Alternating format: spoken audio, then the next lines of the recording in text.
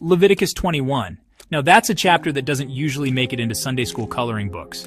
But if you've ever wondered why God set such high standards for priests, stick around because there's some real wisdom here for all of us. Picture this. The priests weren't just religious officials. They were like living bridges, connecting the people to God and God to the people. Their job was sacred, and that meant their lives had to reflect the holiness of the God they served. So, God gave Moses a list of instructions, not just about what the priests did at the altar, but about their everyday lives, what they could touch, who they could marry, even how they should mourn. Sound a bit intense? It kind of was. The priests weren't allowed to go near anything unclean, not because they were better than anyone else, but because their calling demanded a higher standard. They were a living reminder that God is holy.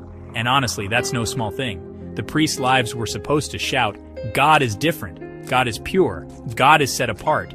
Even their physical bodies mattered. No broken bones, no visible blemishes, not to shame anyone, but to send a message. Approaching God is serious. God's holiness is powerful, and it sets the tone for everything. But here's the twist. These rules weren't about perfection, they were about purpose. The priests were called to serve God in a special way, and that meant they had to live differently. Fast forward to the New Testament. Through Jesus, every believer is now called a royal priesthood. That's in 1 Peter 2:9, by the way. So what does that mean for you and me? It means God still calls us to be set apart. Not perfect, but willing to let Him shape our hearts, our choices, and our lives. Holiness isn't about being holier than thou.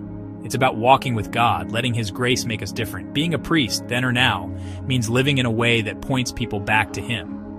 So next time you read Leviticus 21, don't skip over it. Remember, God's standards aren't about exclusion. They're about invitation. An invitation to a deeper, richer relationship with Him.